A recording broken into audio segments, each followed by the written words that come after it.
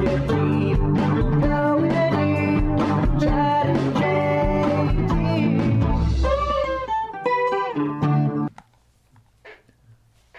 Ooh, yeah. Iron my shirt and slap a steak on my ass. What's up, Stokers of Stoke Nation? This is Chad Kroger coming in with the Going Deep with Chad and JT podcast. Guys, before we begin, I want to let you know that we are once again brought to you by Helix Sleep. Big shout out to Helix Sleep, the legends of just freaking catching Z's. Guys, if you want an excellent mattress, the mattress that's perfect for you, that'll give you the best sleep of your life. And I'm not just saying this, I have experienced this from Helix. Check out Helix. They're offering up to $200 off all mattress orders and 2 free pillows for our listeners at helixsleep.com/go deep.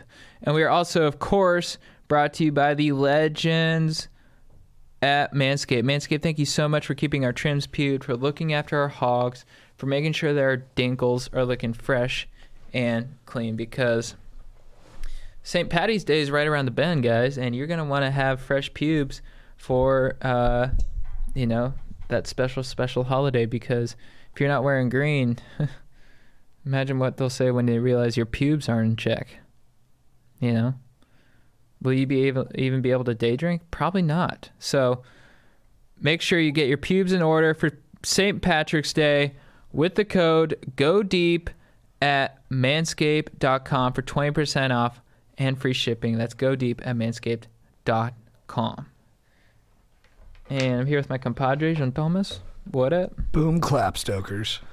And are we just firing this off today with a financial call? Yeah, I think we're going to call our buddy St. Capital, and we're going to talk to him about some other happenings in the financial biz and just overall kind of outlook stuff that he's, I'd love to hear his voice again. I like St. Capital more than Mr. Capital.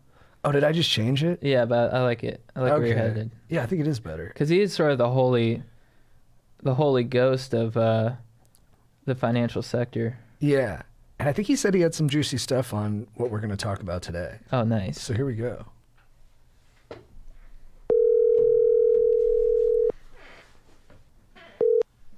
Yo. What's up, dog? St. Capital, what's good, baby? Dude, I accidentally called you St. Capital instead of Mr. Capital, but Chad thinks that's an upgrade pseudonym-wise. Whatever. Yeah. That's cool. It's actually John Street Capital, so it's all an upgrade. Oh, wow. John Street Capital. Nice. That is pretty fire. How did you come up with that? Or do you not want to delve into it?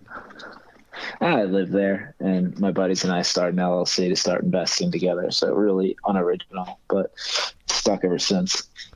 Okay, so let's just get straight into it. How is Elon Musk worth more money than Jeff Bezos? I don't understand it. I feel like Jeff Bezos' company has so much more impact and is so much more deeply woven into our culture, and I just feel like he's got more underlying assets. So what is it about Elon that people like just believe in him so much that it elevates the profile of the company? Yeah, so you know how like Chad is still a believer in Billabong? For sure. And nobody else is? Yep. It's basically the parallel for Tesla, right? So Tesla has created this cult-like following for a number of different reasons. And, the company is valued at $660 billion today, versus Amazon that's valued at $1.6 trillion. But if you look at the revenue, right, so, call Amazon basically, 2.5 times on a market cap basis. Tesla did $31 billion of revenue last year, and Amazon did $380 billion in revenue, right? So Amazon's 10 times as big from a revenue perspective. From a profitability perspective, it's 15 times as big. But it's only 1.5 times as big from a market cap perspective because, there's this Elon premium that Bezos doesn't get. I don't think Amazon's complaining about how it trades, but there's that. And then, Elon owns 20% of Tesla. Bezos owns 10.5% of Amazon, right? Part of that is just sort of the length of starting. Amazon was founded a lot earlier than Tesla, so Bezos has sold some down year over year. And all this net worth stuff is kind of garbage in, garbage out, projections. Nobody actually knows what's going on. It's How just good fun of to an talk investor. about. Yeah, exactly. Bezos has been personally in his venture portfolio versus Elon, and everyone accredits Elon's SpaceX position to some big number, but Bezos has Blue Origin, which is his own rocket company. So who the hell knows what it actually is? Do you have much faith in like the viability of these rocket companies, like to be actually like consumer product type stuff? To be consumer productized anytime soon, no, it's just way too expensive. I think space is interesting, but if you think about sort of the practical limitations of it, when are people going to try and colonize Mars with Elon? Not anytime soon. What can you do there that you might not be able to do here? Maybe there's some things like, vertical farming equivalent, and there's some practical use cases. I mean, there's a ton of smart people spending a ton of money on it. So who the hell am I to say? But I don't know, not for me. I read that they're building a space hotel that's due to be completed in 2027. Thoughts on that? Do you think that changes the game for SpaceX? I mean, look, there's Virgin Galactic has been talking about space travel for some time. SpaceX thinks they'll be able to have people go up there too, and they'll have their reusable rockets. So it's interesting, but I think it's one of those things that you'll have people that are willing to spend multiple six figures, if not seven figures, on to say they do it. And it's not the type of thing that's going to have mass appeal. So, right. How big can that be? How many people in the world can afford to do that for a 1 week trip, inclusive of the training and all the other, certification processes you have to go through? I'm not sure how big that addressable market is. Probably like 10 people. Yeah, maybe you can crowdfund one for the two of you guys. That'd be fire. That's the goal. A little nerve wracking, but I'm down. Do you think Bezos would have a higher net worth had he gone on Rogan? I mean, I think that was a big unlock for Elon. But Elon's, I mean, they're both weird dudes. But that's what he's good at, Elon, right? He understands the culture better, or like the media culture. He plays into it more, right? Like, think about their backgrounds. Bezos was a Wall Street guy. He was at D.E. Shaw, which is like the epitome of Wall Street hedge funds, and he's been dealing with Wall Street sell side analysts for his entire life, and he thinks you had to be sort of this buttoned up way. Elon came at this as sort of like a arm the rebels type of entrepreneur, where he was always trying to disrupt the status quo, and did that with PayPal early on and Tesla and SpaceX, and he doesn't give a shit what anybody thinks, and he's bet on himself multiple times going all in. So I just think he's better in that room than Bezos would be any day of the week. Yeah, he's a little more of a romantic figure. For some, I suppose. You're not buying into it? Yeah, I mean, no, he's brilliant. He's pushing the world in a lot of interesting directions, and so good for him. But I've just heard he's an asshole. Didn't you guys have a heated phone conversation? We did have a conversation where he ended it by saying, "I'm going to fucking Mars, and you can't calculate a spread, and you don't trust me." So that was fun. How did you respond to that? I said, I always say there's one billionaire in the room, and it's not me, so I defer to you. Oh, nice, dude. Yeah. Do you actually defer like to him, or was that just kind of your jiu-jitsu in the moment? Well, no, I mean, I wasn't necessarily agreeing with what I was saying. He was asking for market feedback. I was giving him that market feedback. One of my colleagues used me as a human shield because he didn't want to be the one to deliver that feedback. So, I actually sided with him that I thought the deal would get done. It had to do with his Tesla Solar City acquisition a couple of years ago, where he basically bought his cousin's company in all stock, and the company was going bankrupt, and people thought shareholders were going to vote it down and, say there was conflicts of interest because he also owned a large piece of it. But it ended up going through, and he was right. Nice. I heard. Sorry, go ahead. Is Bezos a nice guy, or is he known to be an asshole too? The people that work for him have worked for him forever, right? If you look at the senior executives at Amazon, a lot of them are super long tenured. Compensation helps, but there are a lot of places that pay people a lot of money that see much higher turnover. So, you got to imagine the people that work for him respect him, give him that longevity. Right. There's some other things about sort of conditions for the average, Amazon, factory worker and the likes that a lot of people probably take issue with, but day to day, he seems like a good dude. He's taking care of like the immediate team, but maybe not too concerned about the people all the way down the line. Yeah, I mean, he'll tell you he's concerned, right? But what's the average wage there versus other companies? I'm sure it's not that much of a premium, despite the fact that Amazon, is worth a lot more than those companies. Do you? I heard that Elon Musk was especially hard on the hedge funds in the GameStop situation because the hedge funds consistently bet against Tesla early on, so he has kind of a grudge against them. Yeah, he's got this infatuation with short sellers that he really hates them. And his Twitter picture at times has been like a pair of shorts, and he sent shorts to David Einhorn, who's a prominent short seller in Tesla. Right now still it's about 6 to 7% of Tesla shares are held short. So it was a popular short for some time.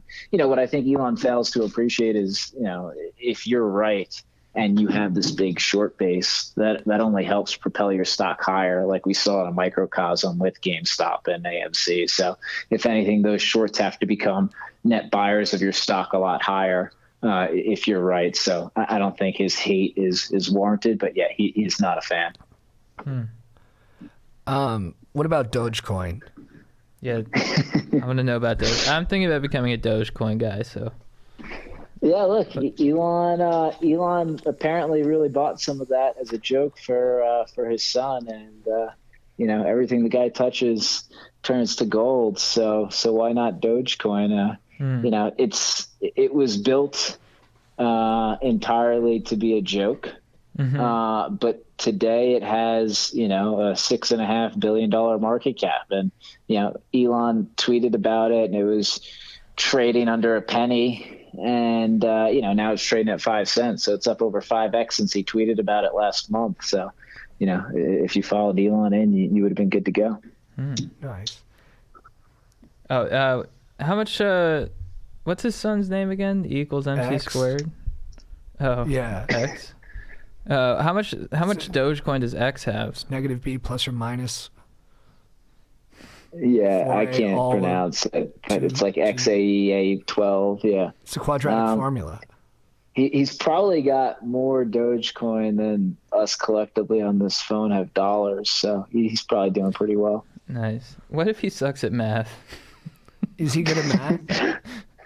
It's going to be a real shitty name to have for the duration of his growing up. But he's Elon Musk's son. He'll be fine. Yeah, well, I knew Vlade Divac's son. He didn't play basketball. And I was like, I think that's comparable. Exactly. So, but basically the same thing. Yeah. So how are you feeling about the market overall? You feeling good? Yeah, we're getting a little bit. We're getting some speed bumps in the road here. Last week was a bit of a rocky week. Yesterday was okay. Today returned. You're seeing rates go up. Which should be implying that the economy is improving.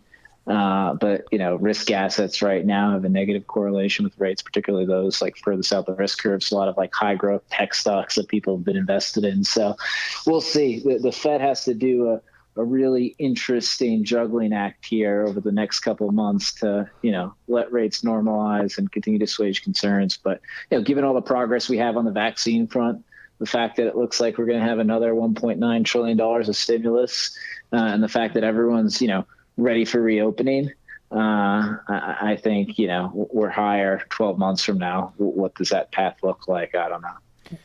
What do you think about all these stimulus bills? Do you think we're digging ourselves into a massive hole? Like, do you see us coming out of this? No, we're really screwed long term. The fact that we're now doing $1.9 trillion when we're kind of, weeks, if not months away from reopening is pretty crazy. You go back to the financial crisis and, the initial TARP bill was $700 billion and you had Democrats vote that down saying that was too much money. Here we are, 13 years later. And we're saying that, the initial $2.5 trillion wasn't enough. We need another $1.9 trillion. Something like 30% of all dollars ever created have been created in the past 12 months. Right. Right. That's not sustainable. The way in which you can leverage debt is you create real economic output to pay it back. But right now, all the stimulus is just going into financial assets, inflating that, right? Real estate, art, collectibles, crypto, the stock market, you name it. But that's not creating real economic output. So how do we ever get ourselves out of that hole? You layer on top of all the entitlement programs that are already underfunded. Wouldn't want to be, president in 30 years. Right. What would be the alternative to kind of righting the ship? For righting the ship? Yeah.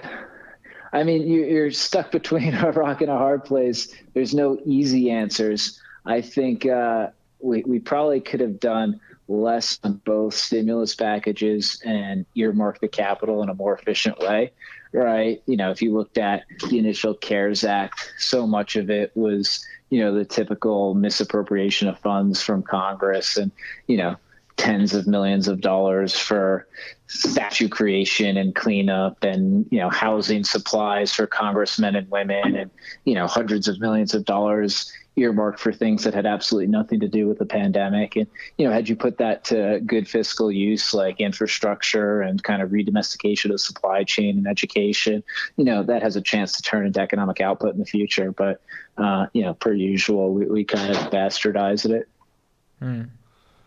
Sweet. Well, I'm pumped. Good. Is there any industry that you think people should be on the lookout for in terms of investing?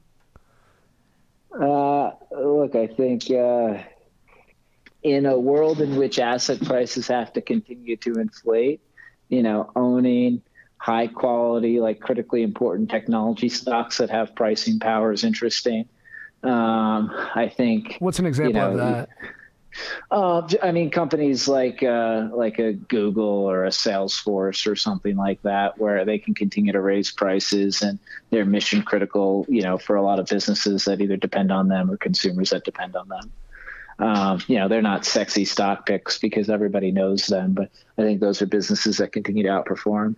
And then, as you think about redomestication of supply chain, what has to go into that.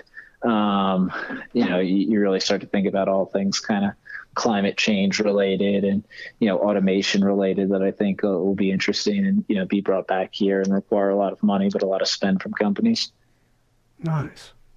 Well, thanks for the advice. And dude, always good to talk to you, Street Capital. Yeah. Always good to talk to you guys. You're a fan favorite, so it's an honor to have you on, and I always learn something when you're on, so it's great to talk to you. Are you still lifting a lot? Trying to. Struggling, but trying. Were you just too busy with work?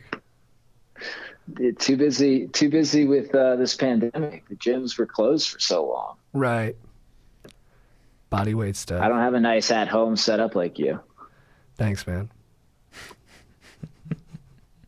You got the barbell. It's really, that's just the critical piece, right? That's it. You can build your church on that thing. Doesn't fit in the one-bedroom apartment, unfortunately. Where are you at in New York?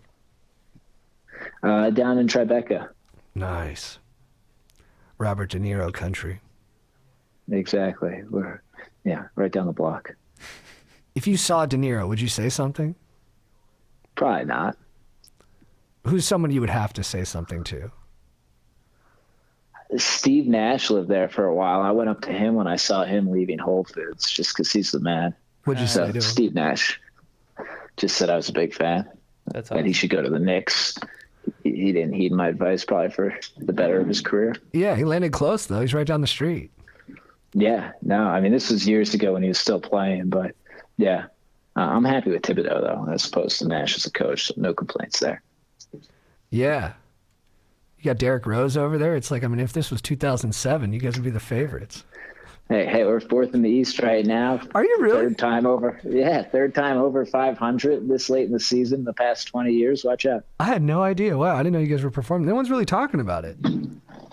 Yeah, it's we're kind of going to just sneak up on people with a classic Thibodeau team. Play good defense, ugly offense, and grind it out. Nice. St. Capital, I got one more question.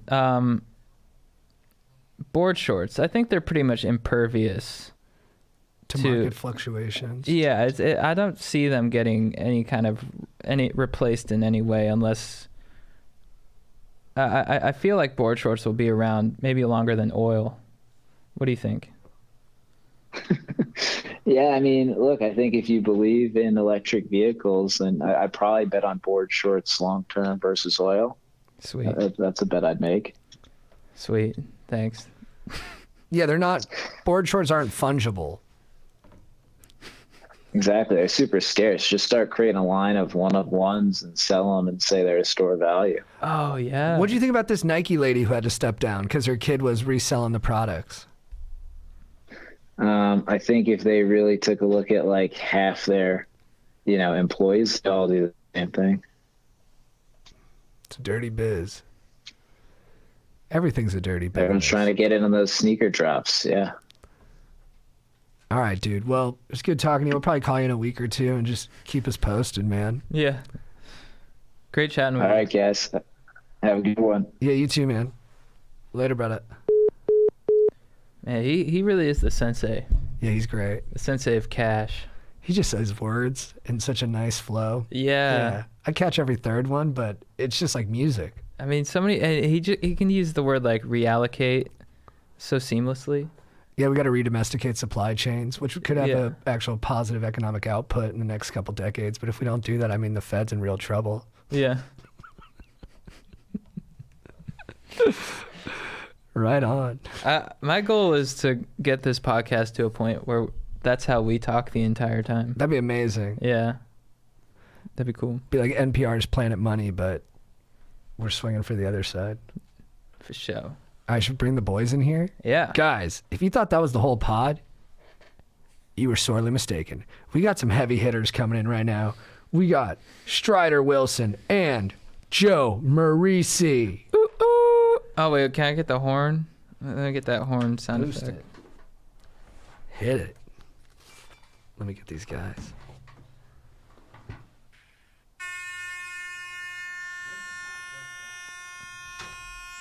That's not. Guys, we've got two epic guests coming in hot. You know them, you love them. One of them has a huge dong. The other has a not so huge dong, but he has a huge heart and a big noggin. Give it up for Strider Wilson and Joe Marrese.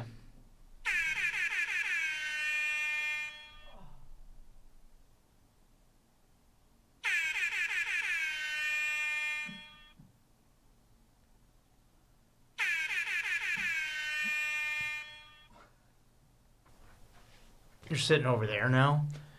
Yeah, just so it's two guests like there. What do you think about that? I don't know, whatever you want to do. I'm just asking. Yeah, I think it's fine. How's it going? Pretty good. How you doing? I'm good. I think I think I got Graham moving in with us. Graham Rogers? Yeah. Oh, nice. That's a great trio. Me and Lockwood. Yeah, I mean, I'm desperate for a third person. I'm not picky anymore. I'm gonna go broke. Do you hear Graham Rogers might be moving in? I recruited him. Oh, you did? Nice. I was working out with him, and I was like, bro. He's like, I don't want to live alone anymore. I was like, I got a place for you. Yeah, and he lives in shitty, right in the middle of like the worst part of Hollywood. brown. Yeah, you look really tan, It was from babysitting. Just go out in the pool. Nice. Yeah, it's great, dude. The backyard's amazing. Babysitting. I know, dude. I bet you're great at it. Yeah, dude. It's pretty chill. I mean, I do long hours. Like 7 hours with 2 7-year-olds. Really? What's the conversation? Dude, it's pretty gold. There's this one kid that comes up and he told me that his spirit animal's a fox. And I was doing history as dank on orcas. I was like, oh yeah, do you know about orcas? Tell him some facts. And he's like, yeah, I like them. I went to the beach the other day and you know how it gets foggy at the beach? I was like, yeah. He's like, I saw this thing that was like a squid, but it wasn't. It was like a Cthulhu. I was like, what's a Cthulhu? Like maybe that's a Spanish word or something for squid that I don't know about. He's like, yeah, I saw Cthulhu at the beach in the fog. And I was like, oh, what? Okay. I was like, what is that? He goes, look it up on your phone, you'll see. So I go into a light and look it up, and it's this gigantic, evil, fucking demon, dark death monster that's like destroying the earth. Oh, that's what it looks like. And it's Cthulhu. Because there's a Metallica song called "The Call of the Cthulhu." Yeah, it's like some sort of ancient god, dude. Yeah, well, no, it's from Fucking kid It's that from says he H.P. sees this Lovecraft. Demon god, bro. It was amazing. Dude. Hilarious. Amazing, dude. And I'm like, Destroy the earth. yeah, I'm like, do you think you imagined that? Like, you probably read that in a comic book. He's like, no. That's all. No. Amazing. You cut your hair. Mm-hmm. It's about time. The recording just started, guys. We got the connoisseur of marriage, Strider Wilson here. We got a lot to dive into, and then we also got the big hog himself, Mr. Masculinity, Joe Mauricio. What up? What up? Thanks. I'm a man. Hey, yeah, congratulations. You're engaged. Congratulations. Thank you, Yeah, bros. yeah. Thank you. Is that real? Engaged. Real deal, Holyfield, Nice, baby. that's Let's good. go. Wow. Taking the plunge, doing it, baby. Let's go. Fired up, dude. Went out to J Tree, dude. Went out to the desert, dude. And freaking lost my GF, dude. Oh, Joshua Tree? Yeah. Everyone goes out there to like smoke crack or something, right? Yeah. No, shrooms. Going, you know what? You know where they do smoke crack though? At like the gas stations on the way to Joshua Tree. Oh, okay, yeah. That's see? where the good crack I knew smoking's going. crack was Yeah. involved. For Yeah. sure. But once you get out to the desert, like you could see, I don't do shrooms. I enjoy like a nice dank IPA. I like knowing what I'm getting myself into. Yeah. Don't want to be too unhinged. Mm-hmm. But like when you're out there in the desert, I could see how like it would be the ideal. It's Yeah. pretty. It's beautiful. Yeah, I dude. like staying hinged. Yeah, dude. I don't want to be. Yeah, I like being very hinged, dude. What was the first word you said after she said yes? Was it dank?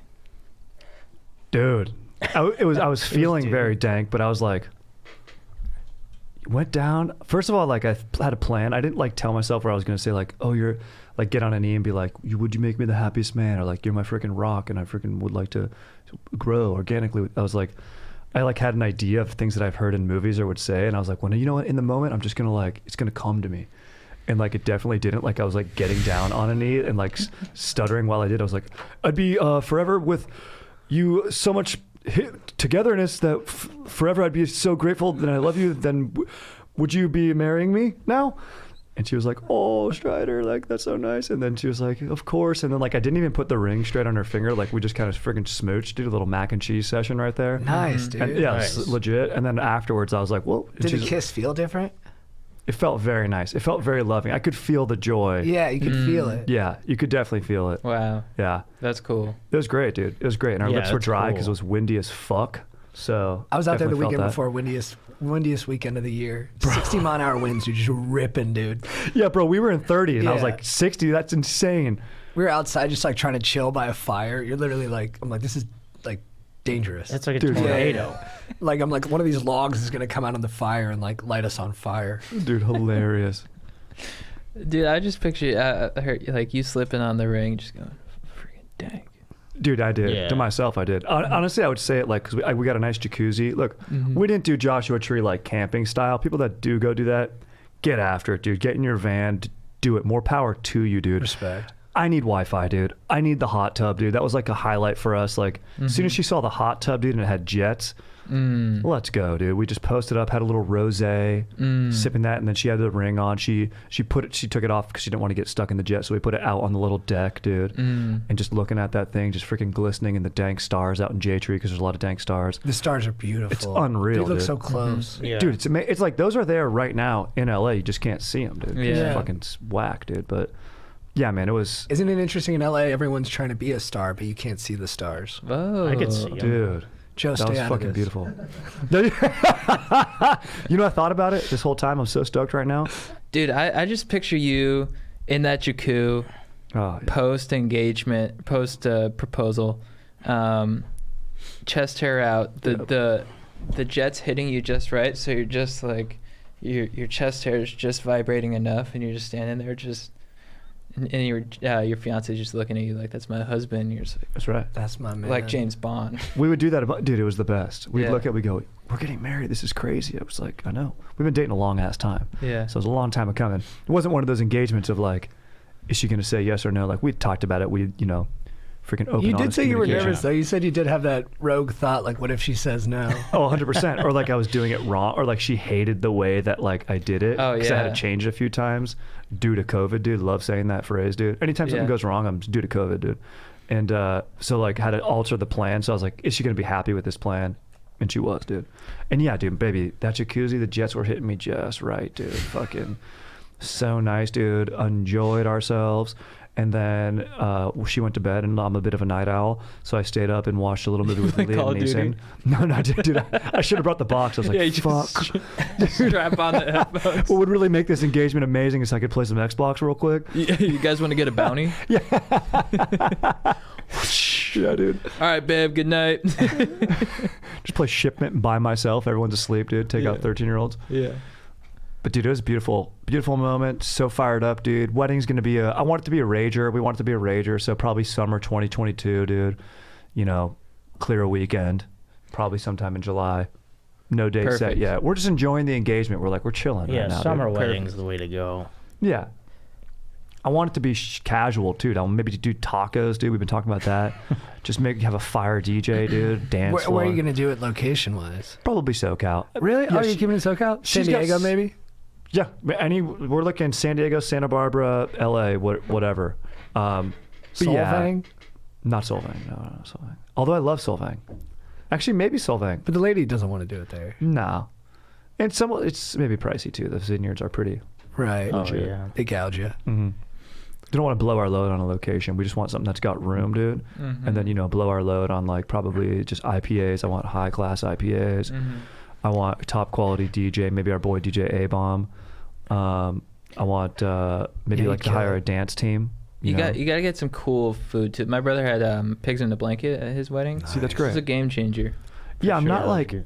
I feel like maybe it's nice to have a table. Like we'll probably have tables you can go post up at, Mhm. but I'm not thinking like, oh, let's do like a steak or a surf and turf.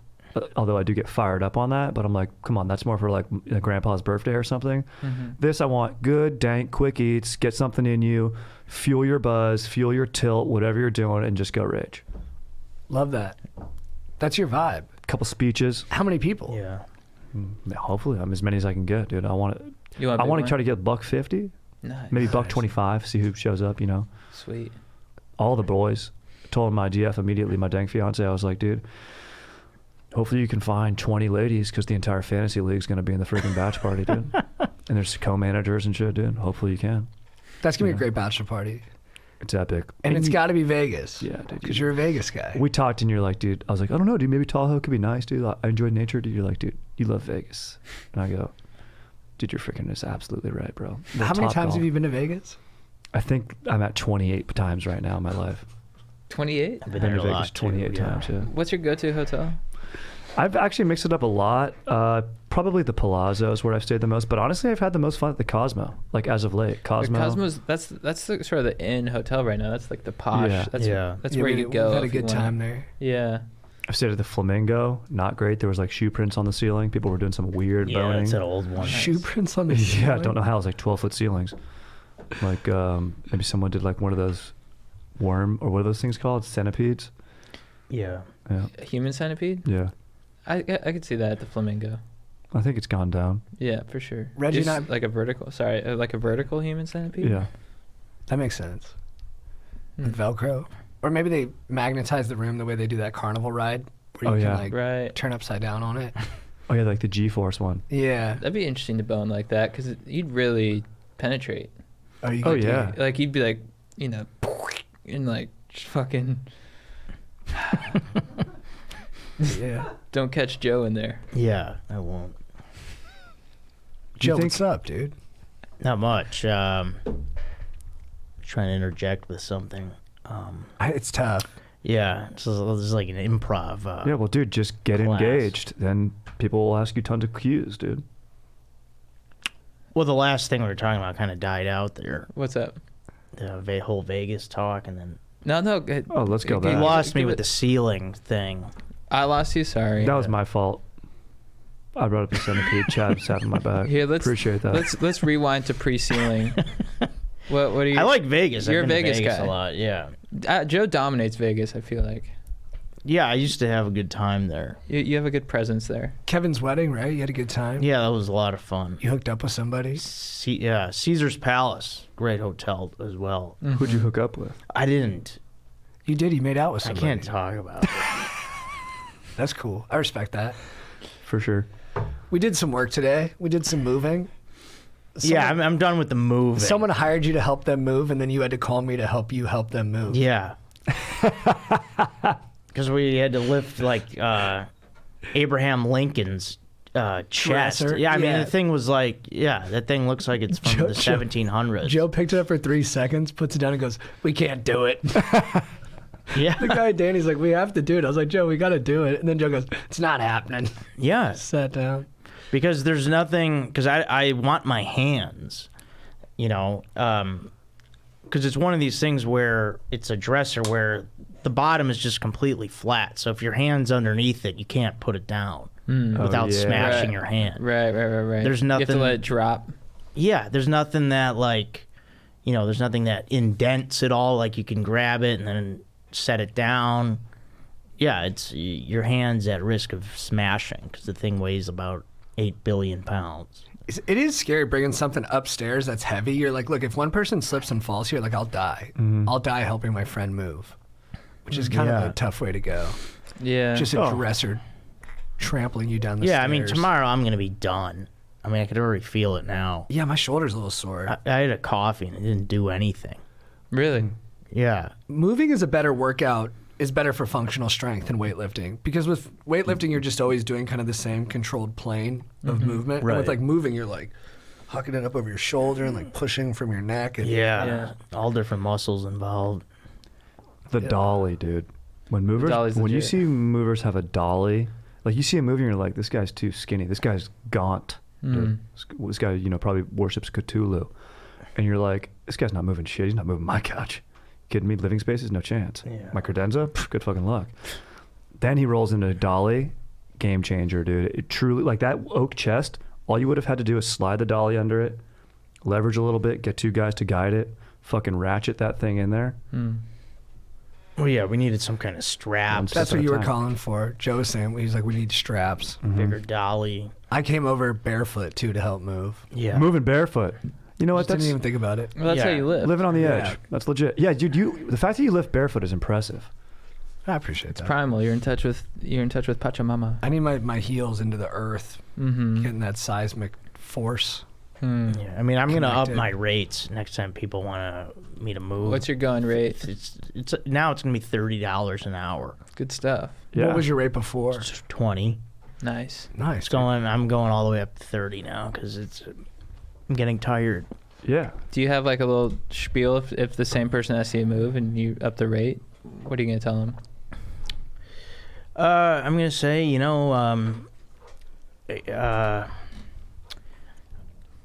don't know. I can't even think of anything to say. I'm tired. You didn't give me straps. Yeah, no. I'm gonna need lunch. Has to be provided, as well as 0 water. You know what that means? No. It's a 0 water filter. There's nothing in the water. It's clean. Oh yeah, I saw you using that. What? So are you off Britas now? I never was a Brita guy. I just always got bottles. Why 0? What's the deal with 0? Is it better than Brita? Yeah, way better Why? because it takes everything out. Interesting. How much more expensive?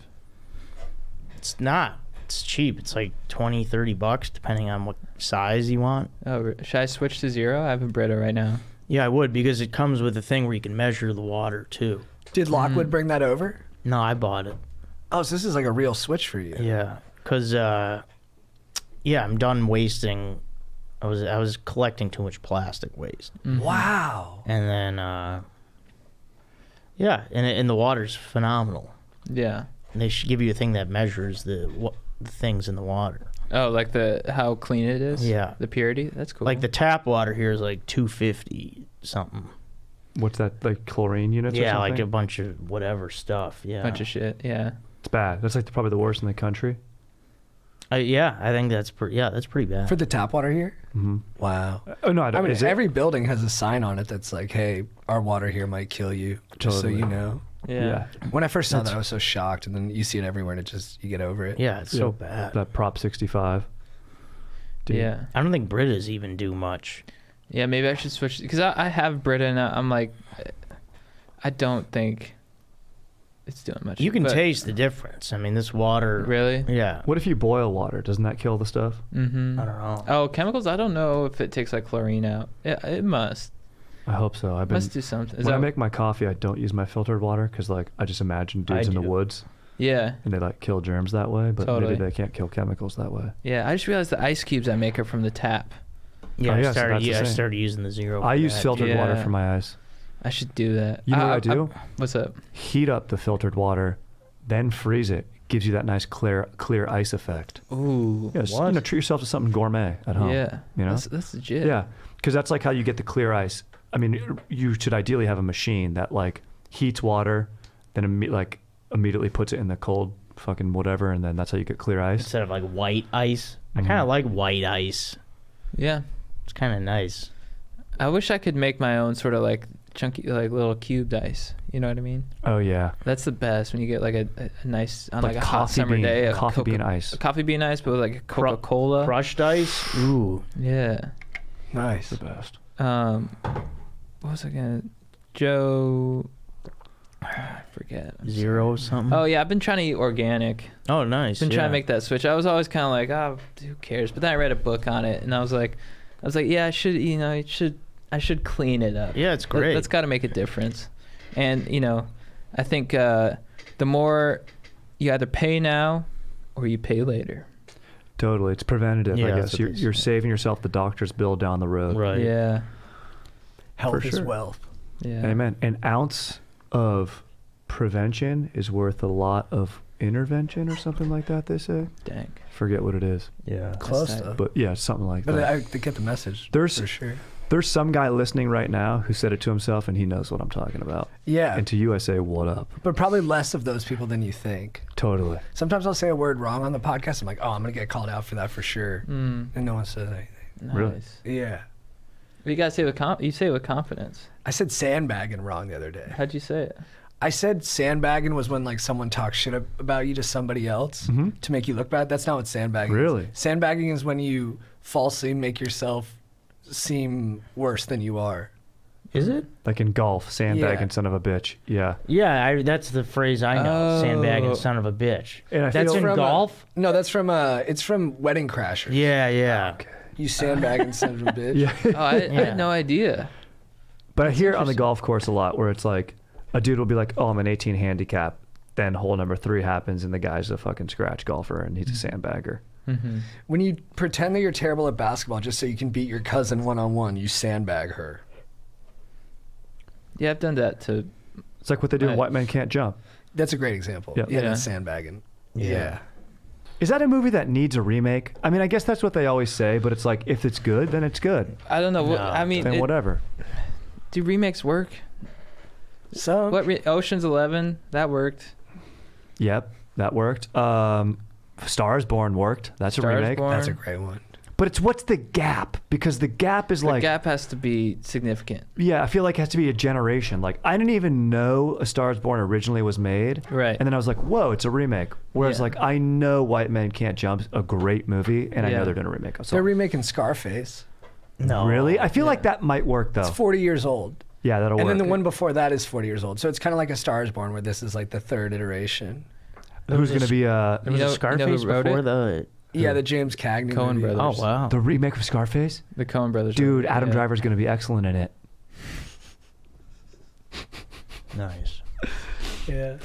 No, you can't cast. That's once again, you need to have somebody who's like of Cuban or Latin descent playing that role. Like, you can't have a JT. Pacino. I could do it. You would be excellent in I it. can't have a baby with this woman. Her pussy corrupted. Pussy corrupted. Dude, that's excellent. Dude, JT. That's fucking great. JT dead in the killing no fountain fucking afterwards. I ain't killing a fucking kid. It's pretty good. Have you seen JT by a pool, dude? Oh, dude, yeah, bro. Come on. Dude, We with need to that start chest hair, campaigning now, dude. You guys are nice. Make JT Scarface. I'm down, dude. Dude, JT in the fountain with the chest hair. Just, First you get the money, then you get the power. I ain't get the pussy. Teach on the dance floor. Is that what he said? Yeah, Something exactly. like that. I think Then you get the pussy. something along those It's lines. amazing. Yeah. Did you get the pussy? Where are you from? Baltimore? Baltimore. Well, The freaking dance floor, dude. it's a good movie. Actually, I never liked it. I never liked Scarface. I always thought it was kind of slow. And I think I went into it because you'd watch MTV Cribs and you'd see how hyped up like every Bro. hip hop artist got about it. But then when Exactly. you actually watched it, you're like, oh, I thought this would be more like wall to wall entertaining. But I understand now better why they liked it because of the kind of like ascension of the character and also like the how primally he sees the world. He's a very like he just is. He's like total animal kingdom style. 100%. Yeah. I watched Take over. Dog Day Afternoon last week. Good movie. It's It's a Fantastic. weird movie. It's weird. Yeah, it's good. I thought it was the best first 20 minutes of a movie I think I've seen because there's so many. The stakes are so high. There's so much tension, and it's funny too. And that was it just pulls you in automatically. It gets right into it too. It gets right into it. There's no fat. And then John Cazale's in it, one of the best actors of all time. Oh, he's Yeah. great. He's great. What? He died early, young. Lung right? young, cancer. yeah. Meryl God. Streep took care of him. Really? That was his lady. Oh, Amazing. really? Oh, dude, Yeah, what an that's acting right. couple. Are you kidding me? Yeah. Pretty amazing. And she was like beautiful, and he's not the most handsome guy in the world. It's nice. Rest in peace. Yeah, I she guess respects his craft. who his he is as a character. person. His character is supposed to be like a handsome dude, and then Al Pacino's like, I want John, right? I want John. The director's like, he's ugly. But then he saw him. He Sidney saw him Lumet said audition. that. That's funny. Yeah. Then he saw him audition. And he's like, all right, he has to be it. Yep. They did a documentary about John Cazale that's on HBO. Yeah. Ooh. It's like Sam Rockwell and like Philip Seymour Hoffman, all these great actors talking about him. Yeah, Yeah, and basically he was in 5 movies, and all of them were nominated for Best Picture. Really? Yeah. Amazing. Yeah. Yeah, it's the 2 Godfathers, Dog Day Afternoon, The Conversation, and Deer Hunter. Deer Hunter, yeah. Mm. Yeah. I gotta Dude, watch Deer Hunter. Let me tell you what. The You should middle watch portion. that. Have you long. seen it? Mm-mm. Chop it down. Let's go, Deer Hunter, baby. like the wedding stuff and all Yes. that? Well, that's what I was Too gonna much say. wedding You're stuff. talking about the first 20 minutes of a movie. You watch the Deer Hunter. You'll be like, yeah, what is that It's wedding scene a about? lot of world building. It's like dude. one shot, at least 20 minutes. Dude, Yeah. when they zoom in on the one actor's face of like, and he's like singing close up in the wedding, you're like, why am I watching this right now, dude? Like, I was just in a steel mill, and now I'm like watching this dude in a chapel. This is all like, well-trodden territory, but they say that director, Michael Cimino, like, so he wins for Deer Hunter, and that's like the peak of like the auteur era in Hollywood where like talented directors are given big budgets to make these like pretty bold movies. So then his next movie is called Heaven's Gate, and it's about like the 1860s and cattle barons fighting over cows, basically. Yeah. It's like a 3-hour movie. Same thing, it has a graduation from Harvard in it that's like 20 minutes long. And then that movie, everybody basically points to for killing that system and making everybody go more commercial because it was just they put too much faith in an artist and he just totally bungled it like up his own butt. But if you watch The Deer Hunter, you can see that coming. You're like, yeah, this guy's not thinking about an audience too much. Yeah. At least in terms of just keeping them invested or interested. Totally. But yeah, watch that movie. It's good. Yeah. Yeah, I've been watching WandaVision. Have you guys watched that? No. Not yet. It's interesting. It's like for the first 3 episodes, you don't know what's going on. Like and I especially don't because I don't know. I'm not familiar with the Marvel world really. I don't really know these 2 characters. I guess they're known in the world. Are they in the Avengers? Yeah. Yeah. So maybe I should know the Avengers, but I think they also shot it in a way where you're not supposed to really know what's going on. It's like an alternate reality or something. Yeah. Truman Show or something like that is kind of what the vibe I get. Something like WandaVision? that. Yeah. WandaVision, yeah. It's on Disney Plus. Wanda Elizabeth Sykes Olsen. isn't in it? No. What? Wanda Sykes?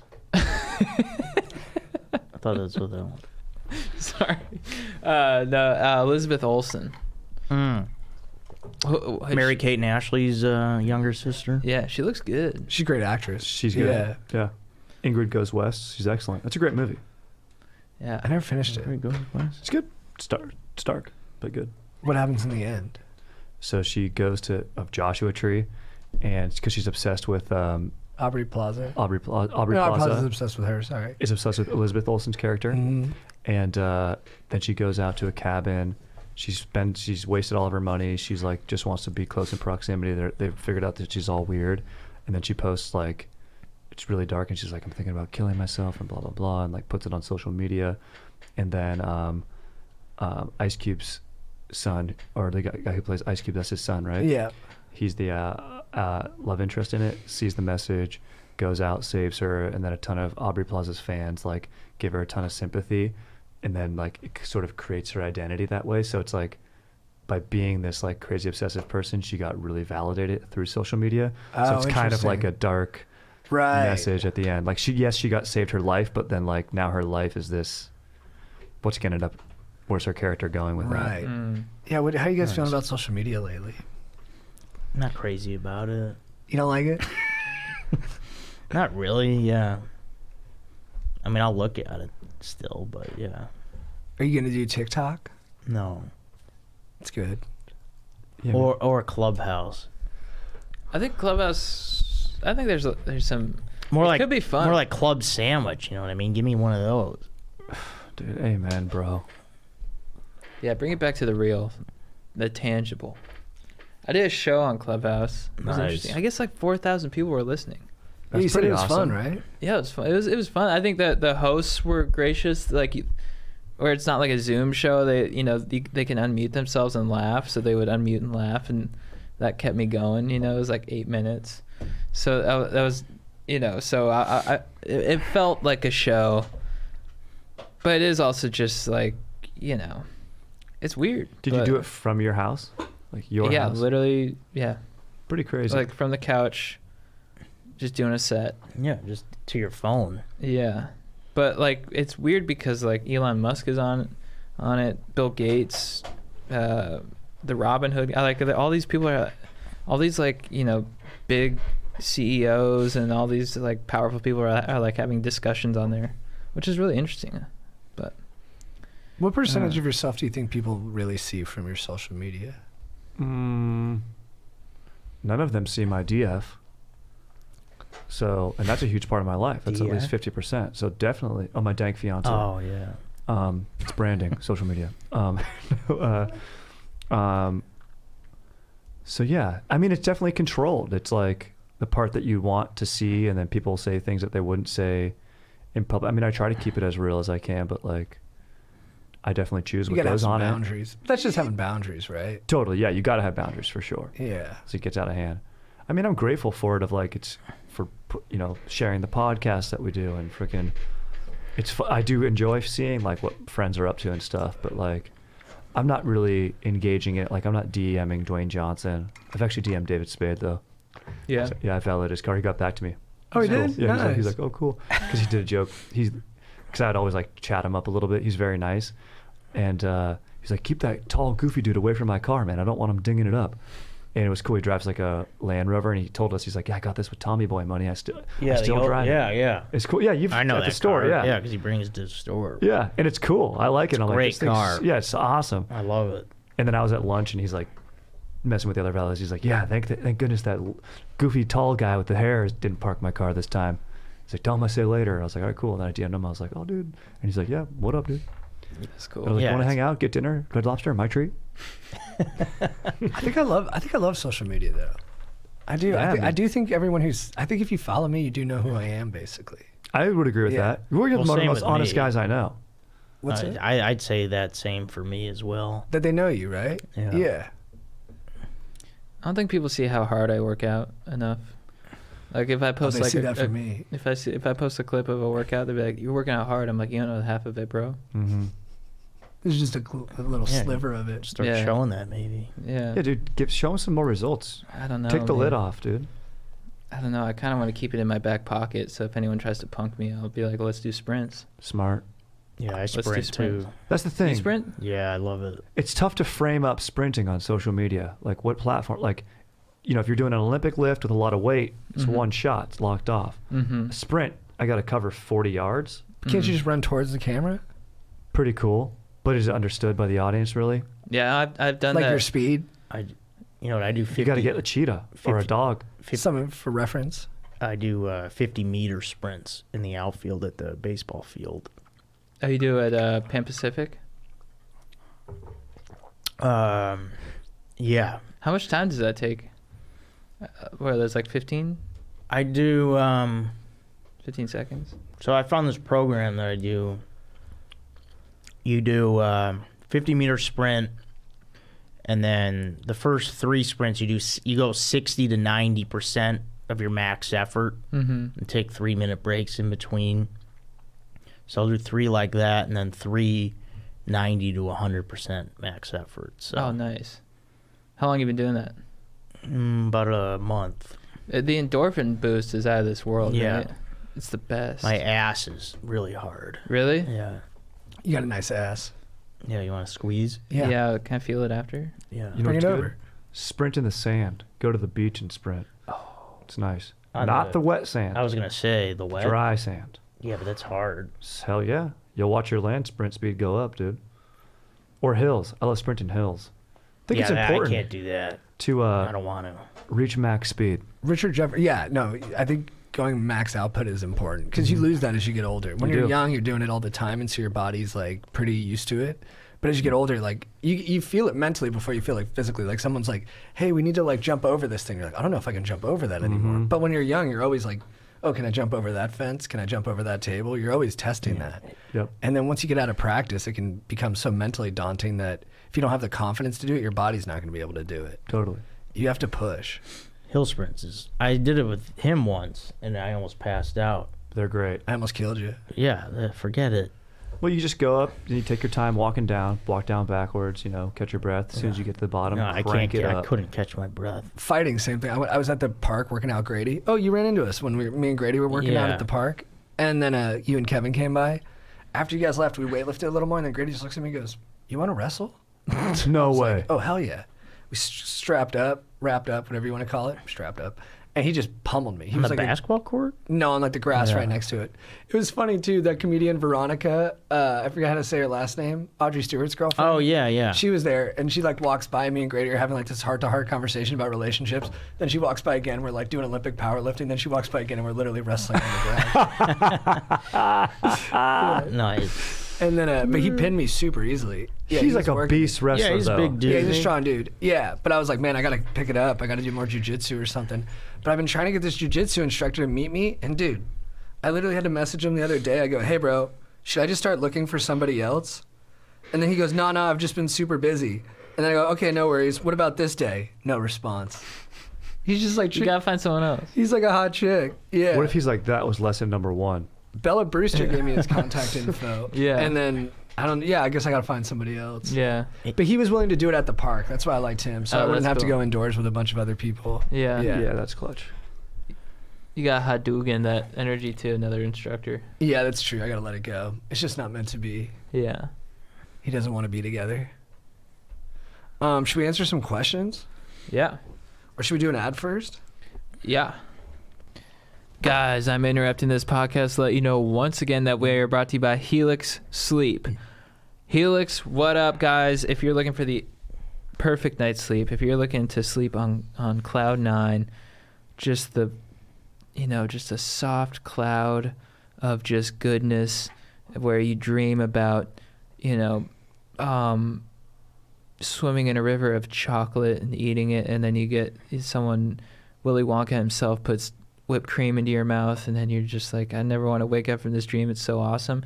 That's what Helix Sleep can give you with their super comfortable mattresses. And guys, this is coming from personal experience, okay? They sent us mattresses, and I was like, you know what? I don't know if I need a new mattress. I like my firm mattress. I like where I'm at. I like my firm mattress. But I was moving, and I was like, you know what? I'm going to give this mattress a shot. I gave it a shot. It has the firmness, but it also has the softness. And it's incredible. And I had, honestly, the best sleep of my life. First night on it. And I'm not even bull crapping you guys. Best sleep of my life. So yeah, that's what I want for you guys. So Helix Sleep has a quiz that I implore you to take. 2 minutes to complete. It matches your body type and sleep preference to the perfect mattress for you. Everyone's unique. Helix knows that, and they have several mattresses: soft, medium, firm, and just straight up deliciousness. I was matched with a firm one, but it has that softness that really just gets my blood flowing, gets the good dreams going. And that rhymes, baby. So if you're looking for a mattress, take the quiz, order a mattress that's matched to you, and it'll come right to your door, ship for free. You don't need to go to a mattress store again. Helix is awesome, but don't take my word for it. Helix was awarded the #1 best overall mattress pick of 2020 by GQ and Wired magazine. Crap. I missed the promo code. Here's the promo code. So, if you want to get your epic mattress today, Helix is offering up to $200 off all mattress orders and 2 free pillows for our listeners at helixsleep.com/go-deep. That helixsleep.com/go-deep. We are also brought to you by Manscaped. Manscaped, thank you so much for keeping our trims pubed, for looking after our hogs, for making sure that our dongs are looking fresh and clean. Guys, have you Manscaped recently? No. No. It's been a minute, but I'm looking forward to doing it. Well, you guys better get your acts together because St. Patrick's Day is coming up quick, and you don't want to disrespect St. Patrick with a untidy hog. Yeah, you're right. It's true. There's a reason there's no snakes in Ireland. There's no bushes for them to slither around in. Yeah. There's only one snake slithering around the well-kept bush in my trousers, dude. Wow, You are the guys. Bush King, dude. That's right. That's his nickname in Warzone. That's right. You're a big bush guy? Final circle, I hide in a bush. I get second place. Let's go. Guaranteed. From one bush guy to another. I think I might have learned it from you. Bushland. Yeah, I remember you were like, dude, I'm in a nice bush. I love the bush. If I find a bush, I just chill in there. If it's like final circle, I'm just in the bush, baby, just trimming my pubes. It's pretty hilarious to watch when you're spectating. You just see a guy like standing above, like the character, and you're just like, oh, he's not going to notice him. It's Yeah. unbelievable. It's the best. And then you pretty finally go to wild. kill him, and he's got 3 teammates behind you, and you die. Yeah. Guys, you can get the Manscaped Performance Package, the Ultimate Men's Hygiene Bundle. You can get the Weed Whacker ear and nose hair trimmer. It's waterproof, uses a 9,000 RPM motor powered 360-degree rotary dual blade system. 79% of partners admit that long nose hair is a major turnoff, so why not use the best tools for the job? Get that Lawnmower 3.0. Get that advanced skin safe technology. Get that Crop Preserver ball deodorant, Crop Reviver ball toner, and the Chev travel bag. Guys, best value in town. Get 20% off plus free shipping with the code GODEEP at manscaped.com. That's 20% off plus free shipping with the code GODEEP at manscaped.com. Those are our ads for the day. Let's go. Now, what do you say? All right, first question. What up, Chatterom Lincoln and John Rob Thomas? I read in a critical time of heartache and more mixed emotions than a garden salad. Recently, I've been vibing well with this absolute dime, and I think I could potentially have something special. The only problem, we're both awkward as fuck. I've been finding it hard to convert our convos into dates. How can I lock it up and babe her before she gets swooped up elsewhere? Any advice is much appreciated, much love and respect. And I see you, Aaron, killing it, my guy. Fuck Puzio. Regards, Jim. He's just trying to lock down this babe before. Yeah, and he someone- says they're both just too awkward, but they're clearly into each other. Yeah. I'd say. Both awkward. What are they? 13? You don't think I'm still awkward? Yeah, but not really. I mean, you can ask people out. Yeah, that's true. This could be his first time. Yeah, dude. Just do it. Mm-hmm. Too much mind. Just get in there, enjoy the ride. Life is fun. It's going to be one of those things where you have tons of nerves and you're going to be super nervous to do it, but you're going to want to do it because there's nothing more rewarding than getting yourself scared and then facing your fears and then stomping those fears in the face and saying, later, dude, because I just asked out the girl of my dreams and now we might be going to Joshua Tree. Shout out Strider. Thank you, dude. And dude, I would just Thank sit in it, sit in the discomfort, right? Because it makes everything feel, like he said, urgent, emergency Stokes surgery. But there's no emergency here. You know what I mean? This is all very normal. Mm-hmm. It's normal to feel discomfort.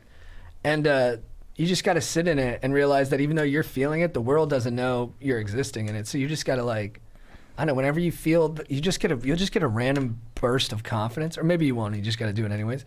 But you just get a random burst of confidence, you just walk up to her and go, hey, This might be a little awkward. I'm a little awkward, but I feel awkward because I like you and I'd like to take you out sometime. Mm-hmm. And then you just smile as best you can. But then a tear forms in your eye because you feel so uncomfortable. She's like, "Are you about to cry?" And you go, "Yeah, I think I just feel really vulnerable in this moment." She'll be totally freaked out, but she'll go out with you. Yep. You just be honest. It's like one of those things where you can feel your face moving. You know what I'm talking about? You're like, Yeah. you feel the expression on your face, like, and then it would be a happy time. I You're would like to forcing take you to a muscles. dinner. It's just so difficult to deal with. But you know what, dude? Overcome that fear, bro. That's your body. Stoke is bursting through, dude. Let Stoke be your guide, not fear, dude. And then, yeah, if you make a bad joke, like a joke you wouldn't ordinarily make, that's great. Yeah, you go home, you think about it later. That's fine. What do you think, Joe? Yeah, I think you should just ask her out. How should he say it? Like, hey, you want to go get some ice cream or something? Very nice. Honestly, Very nice. Joe's very correct in saying that. Yeah. It could be that simple. Yeah, actually, probably going simpler is probably better. Yeah. You probably don't want to freight it with too much like poetry. Just say, "Hey, let's go grab a scoop of ice cream on Saturday." Yeah. And then when you're eating the ice cream, be like, "By the way, this is a date." Yep. And then you can tease her. She goes, "No, it's not." You go, "It is for me." All right. You were hard when we went paintballing? Absolutely. Nice. The whole time? I could feel A it. vast majority. I knew it. If I got tagged by paint, my boner would shrivel a little bit. But like when I'm communicating with a stranger, dude, when I'm looking at a stranger, bro, and he's telling me like with like eye cues that I can't really see through my fogged up rental mask of like throwing me signals, letting me know there's guys up on the like around the helicopter, that bonding element right there with a complete stranger, a dude who ordinarily would probably cut me off in traffic or whatever. It's just beautiful. That is beautiful. Did you ever get hit in the dick? I haven't been hit in the dick, but I've been hit in the throat. It hurt bad. I remember that. Yeah. Sucked. You didn't want to go paintballing that day, and I drove over to your house, and I forced you awake. Oh, it was so late. It was like 10 a.m. And you were in the car, and you were like, "I was going to tell the guard gate guy not to let you in." I thought about it because I didn't think JT had it because he's like, "Dude, I'm coming over in the morning."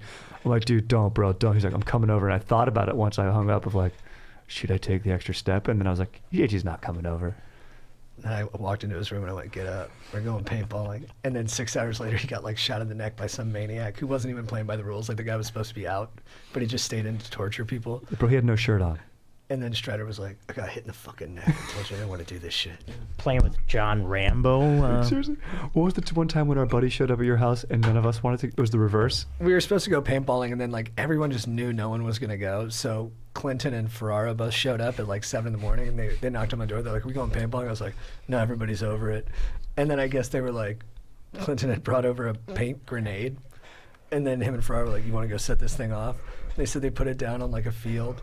It sprayed like 1 second of paint, like 2 feet, and then it just stopped. And they were like, "All right, well, that's our day." That's the whole thing. All right, this one's the search for smooches. Hola, Senor Kroger y Senor Parr, Aaron, and any sick guest. I'm a 15, almost 16-year-old stoker from the Bay. I surf, but I suck. And I make art, and I like to think I'm a chill person. I'm probably a 7 out of 10, and I'm super content with that. However, I've never had a dank GF. I know I'm only 15, but I'd like to do a little smooching in an appropriate setting with an attractive member of the opposite sex once in a while.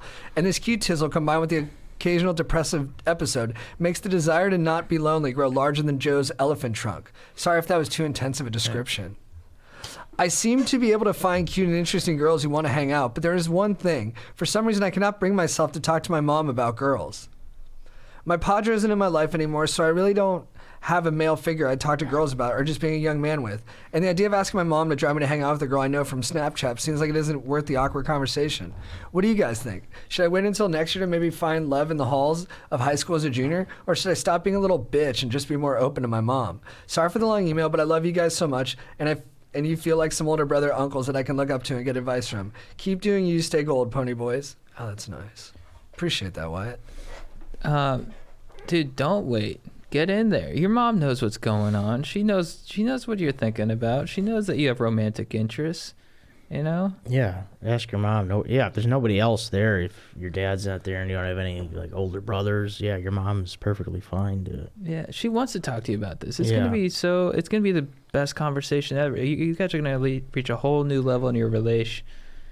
and then you're gonna find a nice lady that you're gonna take to the remake of Scarface, and you guys are gonna be smooth sailing.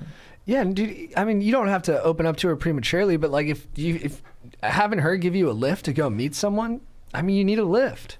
If she's got a car and she's down to drive, I think you got to take advantage. And if in the car she asks a couple questions, do your best to answer. But if you feel like it's getting to a place where, I don't know, it just feels icky to you, just be like, hey, Mom, I really appreciate you and I love you so much for driving me and I love you so much for being my mom, but I think I just want to play this one a little closer to the vest. And then at some point, she'll probably respect that boundary, and then when you're ready, you'll open up to her. Yeah. Yeah, dude. She's your mom. She wants to make sure you're not doing anything. She probably doesn't understand Snapchat that well. Maybe you explain that to her. Oh, it's like text, but they go away. That's like kind of how people meet. And you could be like, in your day, that'd be like, I don't know, sending letters to someone and you're going and meeting a pen pal, but virtually. I don't know, dude. Like, maybe your mom's not even that old, but like maybe it's like email, but visual. You know, try to open up a line of communication with mom so you can give her a better understanding. It sounds like you're afraid that she's going to judge Snapchat, and that's why you're wanting to like wait to go to school because she has a better understanding of that. But yeah, dude, open, honest communication with your mom, and then let her know that you want to go freaking mac and cheese with some cuties, dude. And that's chill, dude. Very chill.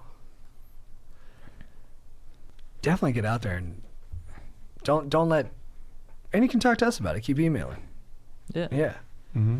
What up, Savants of Stoke? Longtime listener, supporter, and fellow small dong haver. I'm in a tough predicament, guys. I was with my girlfriend for 4 years, through high school and up to my junior year of college. She just broke things off with saying that she needs to figure out what life is like without me in order to truly appreciate me, and had many nice things to say, but I'm crushed and don't know where to go from here. I still love her a lot, but I don't think she's going to want to get back with me after today.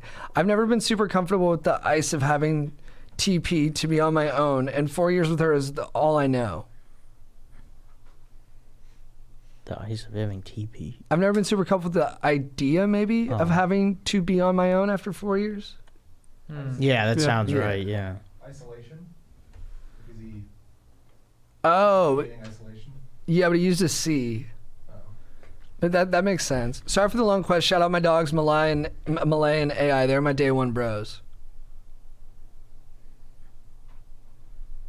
Kind of lost my everything. She's trying to get over a breakup. He's been with Oh, this girl yeah. for 4 years. She broke up with him. She said all the right things, but it doesn't change the fact that he's hurting. Dude, you just gotta day by day get better. Watch the movie Swingers. Yeah. That's a good breakup movie. It's about a guy in that same spot who can't get over it, but then in a really organic way, he sees that when you're ready, life will open up for you, and it will. You're just gonna suffer for a bit, man, and you'll have good days and bad days, but the good thing is you didn't do anything wrong. You're a great boyfriend. You're a great guy, and when it's your time, you're gonna meet that right person, and you guys are gonna settle into something really lovely together. Yeah. Yeah. And try not to block her on social media and that sort of shit. Like don't keep talking to her because it's gonna hurt too much. Yeah. Yeah. And then maybe try and go on a lot of dates. Honestly, I don't know. Just it's a good distraction. Yeah. If they're meant to be together, they'll find each other again. They're junior in college. You're so young. I mean, I was wondering about that. Do you think that's true? That if you're meant to be with someone, you'll be together? I think so. I mean, of course she's gonna wanna. I mean, so they're probably 21. Yeah, she wants to see what else is out. It's only natural. It's true. It's pretty much what everybody does. I mean, it's hard to. High school sweethearts, not too many that marry. So. I guess it's scary because you just worry that like if she meets someone else, are they gonna hit it off, and then that'll be that. Yeah, it's definitely scary at first. Yeah. But you gotta ride it out. You gotta hang in the pocket and ride it out. Yeah, I think experience the pain, sit in it. Now you know pain. It's going to contribute to your art if that's what you pursue, or your business. Life is you're experiencing stuff. And so you can. I would just take the time to appreciate, the hurt you're in right now, because this is something that everyone goes through, and now you can learn to enjoy you, and just get out there and just be psyched on yourself. Go for a long walk, go look at nature and be like, whoa, lift heavy, This is good advice. Yeah, eat some steak. Or if you're plant-based, eat some broccoli. But stay busy too. That's so Yeah. true. Just Yeah. stay busy. Yeah. Yeah. All right, this one is quantum entanglement theory. Anonymous, please. Greetings, wizards of Stokerly Place. Appreciate the pod. Keep up the stoke. I've recently been on what many would call a hot streak. Women want to be with me. Men want to be me.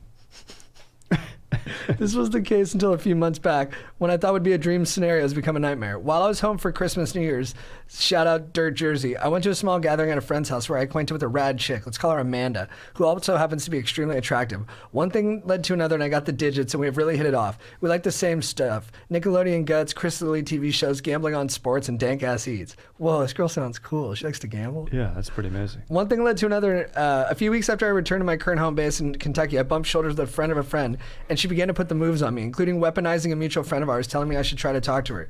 She's also a super cute and dope girl, but I don't know if it's kosher of me to commence an entanglement.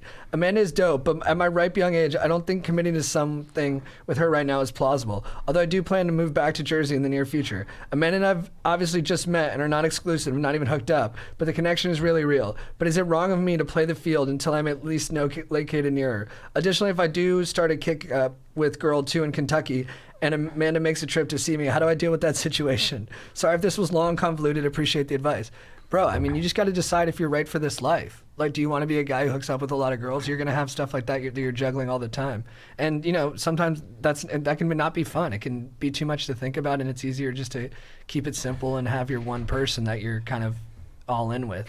But I don't think you're actually doing anything wrong by hooking up with another girl at this point. Like, as long as you're being honest with Amanda that you're still seeing people, you don't have to, hit it over the head a million times, but just tell her once and then see how it goes. But I don't know, you seem like more of a romantic, so I think you're going to go through a phase where you probably have fun feeling like the belle of the ball, but you're going to probably mature out of that pretty quick and just want to be with whoever your Amanda ends up being.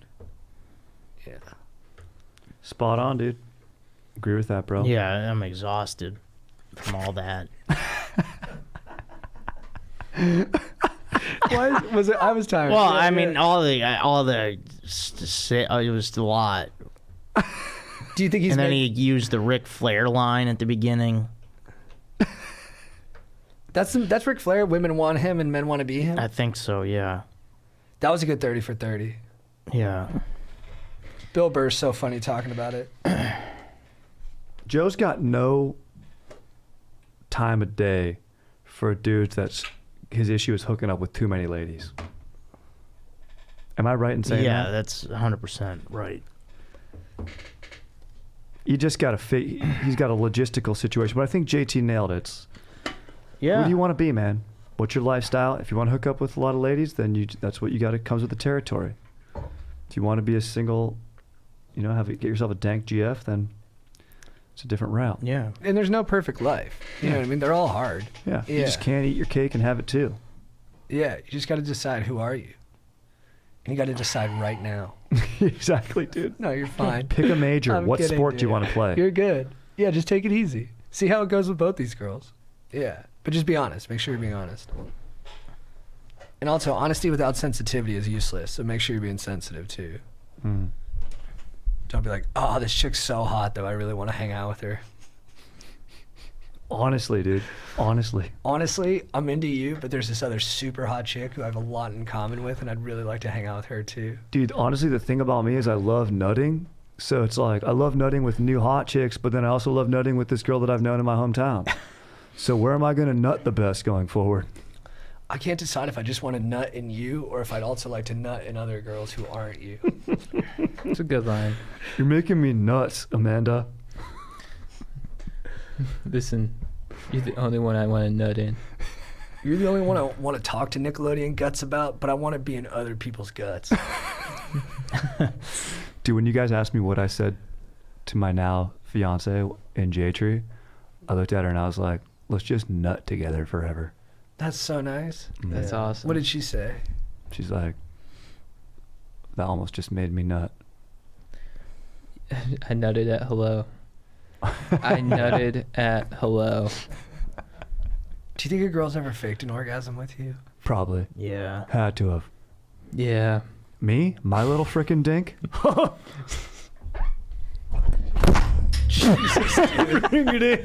I was going in hard for that high five. Oh, is that how that happened? Well, you're talking about your small dong, just being real honest, and I No detached hardware, the dude. mic from the stand. That's right, dude. Dude, no hardware gets in the way of that, That's dude. Just hilarious. that pure honesty, dude. It fired me up so much, it just ripped it out of the stand. Thank you, Aaron. Sorry. Frickin' F5 Stoke. Appreciate it. Thank you, legend. This stand's not equipped for the amount of Stoke Chad can frickin' conjure up, dude. Nice. Dude, you're a little dink, Right. dude. You're a little dink. Truth. Yeah, we gotta end this podcast with some stand-up sex from Strider. Oh yeah, dude, I would love to hit you with. I need to rewatch that clip. I was looking at my form. I think I could probably Yeah, improve. I I thought think you there's some could've- stuff I could. Because Aaron, if you could put the camera on me, maybe I'll go. Yeah, get right up against So- that. Yeah. You want? Whoa. Oh, that's nice and powerful. Yeah. Yeah, it's good stuff. I like you looking back, imagining there's a closet mirror there, maybe. Yeah.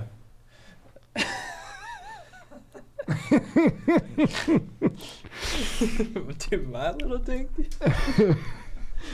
Yeah, there's some faking.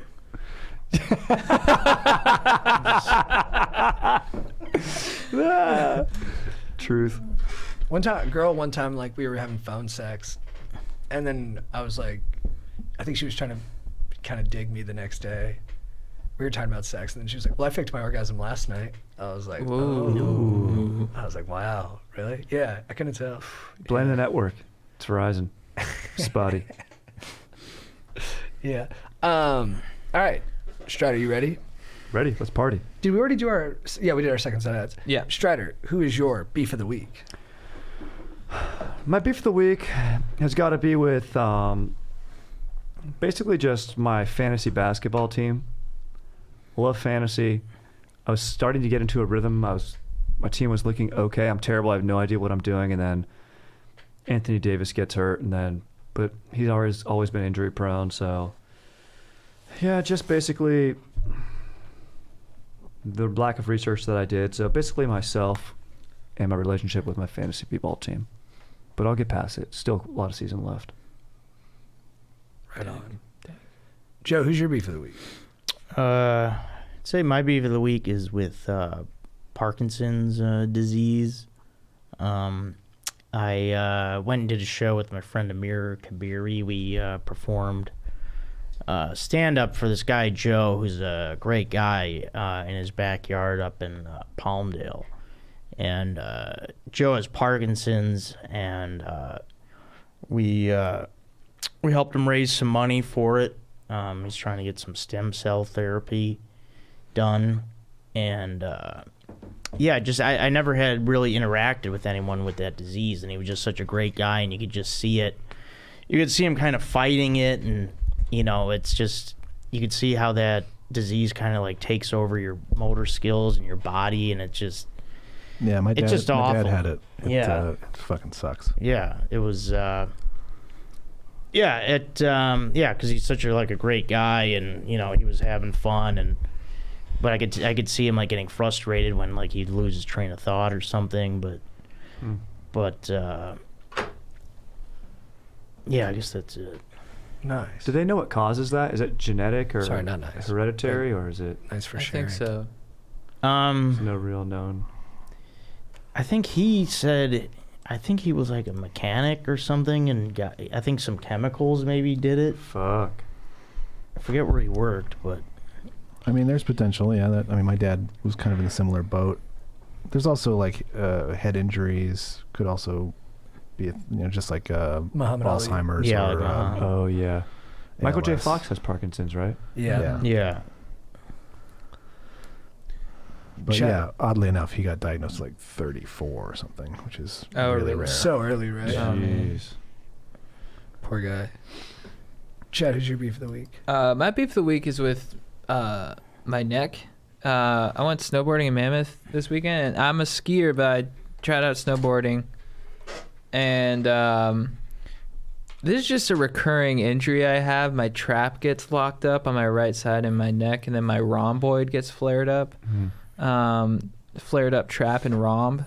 And it's just really, it pisses me off because it just incapacitates you for like a few days at least, where you're just sort of like, and yesterday I was like so irritable, you know. It definitely does not contribute to stoke in any way. It depletes my stoke and it makes me, you know, pissed off, and I don't want to be around anyone because I don't want to, you know, how am I supposed to be a stoke lord when I'm, you know, oozing bummer because of my locked up trap. Yeah. So I went to the physical therapist today, and he said that my pelvis is a little bit off center. One of my legs is 3 millimeters shorter, and my spine curves a little bit like that, like laterally. Yeah. And so it causes like a disc in my neck to flare it up. So that's what's going on. Hopefully this guy can help give me some stretches so I can keep it, you know, I can keep it nice and tight. But he's a chiropractor too. Chiropractors freak me out because they'll just take your neck and they're like, just relax. I'm like, I'm not gonna relax. You can fucking break my neck in half, you psycho. Yeah. But Yeah, those corrections are a little dramatic. yeah, they're like, hold still. Jeez. Like, Does it hurt? 'cause I or thought is it he's- always like it doesn't hurt, but it's just like, it's just jarring. totally. And I never really, I thought it was, I mean, it's a physical therapist's office, but he's also a chiropractor, so he did those things. I wasn't really expecting him to, but I think it helped, but I don't really know. Has it affected your boning? I noticed when you were Never. stand-up boning, things looked good. Oh, dude, thank you. Yeah, luckily I think the ice bath is, you know, really solidified a nice piece. Good. Because Wim Hof said that you have to punish your dong, you know, because your dong wants to punish you for something by not getting hard, but then you punish it with the ice, and it'll never punish you anymore. And I can tell you guys, I can come 6 times a day. Oh, Nice, baby. Tyler. Let's go, It's good to dude. hear, man. Let's go. That's like almost an entire work shift. Like if you had an hour break, Yeah, you know, plus your 10 minutes, you're literally putting in work. dude, thanks. It's legit. That's what's up. Dude, thank you. Thank course. you. My beef of the week is with I guess I'll say a personal beef. I had a beef with a Postmates driver the other day. I was running late for a work thing, and then this guy was supposed to get to my crib at like 10 a.m. and it was like 11:15, and he wasn't there. And I was like, so he was doing multiple deliveries from the same restaurant, you know. So he had like 4 packs of food from. So it said he was on his way, but he was, you know, had a lot of places to go before. So I called him and I was like, hey man, this is like taking way too long. Like it's like hour 15 past. Like I ordered the food like 2.5 hours ago. And then he was like, it's not my fault. I was like, I'm not saying it's your fault. It's all good. I was like, I'll come meet you. Where are you? He's like, I'm dropping off food on like La Cienega. It's like a mile from me. I'm like, dude, I'll just come meet you there because it's on my way to where I'm going. So I drive over there. When I get there, I call him. I'm like, yo, where you at? He's like, I had to leave. He's like, you took too long. I was like, took too long? I was like, he's like, it took you like 10 minutes. I'm like, yeah, I live like a mile away. Like, you know that. That's why I did this. And then I go, and I start to get pissed. I'm like, dude, like, what the fuck, man? Like, I came here because you were supposed to be here. So I raised my voice. He's like, don't raise your voice with me, sir. I'm like, well, I'm sorry. I'm frustrated, okay? But you were supposed to be here. He's like, look, if it was that big of a deal, I would have just said later to the food and gone straight to work. And I was like, oh, would you have? And then, You really? This all went down? yeah. And then so we were all getting really mad at each other. And then he's like, look, I'm going to come back and I'm going to bring you the food, but you need to like watch the way you talk to me. And I was like, this guy does have my address. And then I was like, okay, fine. But like, you're the one who keeps it going by, he kept like bringing stuff up again and like wouldn't let the argument die.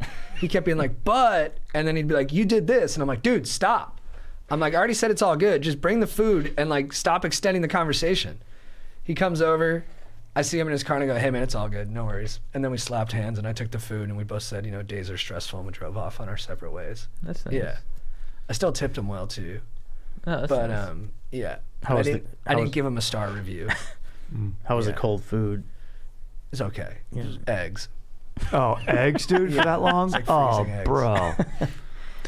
I don't like the prompts on like Uber or Postmates where it's like, do you love Postmates? And it's like, well, I do, but if I click yes, I'm gonna have to do a survey. So I would just Right. click no, and I don't like having to be dishonest about that. Yeah. I feel closer to the guy that we went through that. You know, we know each other at our worst, Yeah, and we accepted each other still. Yeah, it ended up being a positive experience. For sure. you guys should wrestle. That would have been nice. Oh. That would have been real nice. Strider, who's your babe of the week? Dude, my baby of the week's gotta be my DF, dude. My fiance, dude. We're taking the freaking next step, dude. I'm fired up. She's fired up. We've been drinking champagne. We've been just freaking, having fun toying with the ideas of our big day, the rager that we're planning down the road. So, yeah, just gotta be my freaking fiance, dude. Just fired up on that, dude. My F, dude. That's awesome. That's it, dude. Your GF was man. DTF, down to fiance. Oh, dude. Yeah. Yes. Hell yes. Are you DTF, down to fiance? She I was. like that. She is. Joe, who's your babe of the week? I'd say my baby of the week is my new roommates, Matt Lockwood and Graham Rogers. Two great guys, funny guys. Just gonna. It'll be a nice positive household. Saving some money, having three guys. So. Three's a crowd, but that's we're fine with that. I don't know. It's nice. It speaks volumes that you found roommates this quick. It's Yeah. tough. It's tough to do that. Some dudes stepped up. They go, yeah, I'll live with Marrese. Let's go, dude. Posting up. Yeah, it'll be good. Chad, who's your babe of the week? My babe of the week is, I couldn't think of one, so I was like, I had one in mind, but I'm like, it doesn't feel right, so I'm gonna think in the moment. I feel like good babes come in the moment. My babe of the week is just California. California's taking a lot of heat these days. A lot of people are saying everyone move out of California, and we do have our problems. We do have our problems, but I drove to Mammoth over the weekend, and where else do you see beautiful beaches and beautiful mountains in the same state? Yeah. I don't know. Someone tell me. I don't know. Where do you get world-class waves and world-class skiing in the same state? Where do you get, high-class shopping and reality TV stars and just the entertainment industry and jacked good-looking bros, boardwalks, In-N-Out Burger, cool cliffs, all that stuff. Where else do you get that in the same state? I don't know, dude. All I know is California has that, and California boosts my stoke, and I'm a ride or die California guy till I die. I do not have paper hands when it comes to my state. I will stay here. I'm going to hold the line. Everyone is going to Texas. Suck my dong. You're not welcome back. Boom, Yeah. dude. My baby of the week is dogs. Now, I don't think I like dogs as much as most people, just same way I don't like nature as much. I'm kind of a little more neutral on them, but our friend Julie, she's helping us decorate a room at my new place, which you're going to find out about soon. Stokers, big news on that. And then she brought like a little 10-pound dog. So fucking cute. Oh dude. yeah, I know that. I just guy. touched it and it touched me. And I guess she's taking care of it for a friend who's got like Lyme disease or something like that. Yeah, his name's Frankie the dog. Yeah, dude, cute dog. And I made the call. I'm getting a dog. I called Strider to see if I could handle it. Strider basically was like, "You can't handle it," and I was like, "I'm doing it anyway." Yeah, I don't think you can. I don't think I can either. It's an adjustment. But you know what? I mean, what are the? I guess I can give it away if it doesn't go well, but I'll figure it out. Yeah. The hard part's gonna be like traveling and stuff. Yeah. Yeah. Mm-hmm. But I got a mom in Orange County. Yep, And you dog get bored. stays there. Doggy daycare. Yeah, I can put it in doggy daycare. Yeah. Yep. Is that bad for the doggy? Not if you find a good one. do a good one. Yeah. Your mom's probably the best bet. He'll love it down there. Yeah. But yeah, I'm pumped. I think I'm gonna get a dog. What type? Do you know? 10 to 15 pounds. That's all I know. Perfect. Already It's like Sunny. housebroken. Rescue. I'm going rescue too. Yeah, I gotta go rescue. I asked the listeners to pound me about it, and pound they did. They were relentless. Really? Yeah. Oh yeah. What do you mean? Like I was Yeah. like, hey, I might get like a breeder dog, and I was like, but guys, shame me about it. You can shame me. Oh, from a few episodes ago? Yeah, and then Oh, people right. were like, you motherfucker. Yeah. You fucking asshole. Yeah. If you ever get a dog from a breeder, I will show up at your house and I will hurt the people you care about. It's pretty intense. That's amazing, dude. Strider, who's your legend of the week? My legend of the week, dude. Shit, dude. Dude, maybe Liam Neeson. Nice. I love Liam Neeson, dude. This guy is in such dank movies that I love. I get it. Like, you know, Adam Driver, maybe the guy can sell movies. He's a good actor. You know, people see him and they probably get stoked. You know, me, for some reason, I get unfoundedly jealous because he gets all the cool roles. But Liam Neeson, he gets all the cool roles. But he's the man. You know, Rob Roy, freaking, whatever his character's name is in Taken. I watched another movie where he's in called Unknown. That's actually what I watched after I got engaged, after me and my fiance enjoyed ourselves. Stayed up and watched Unknown. Dank ass movie, dude. The Gray. The Gray, phenomenal movie. You actually want to know what movie though? It's not Neeson, but I wanted to watch, and Aaron and I've been texting about this. Has been the movie The Rundown. I want to watch that. Breakdown.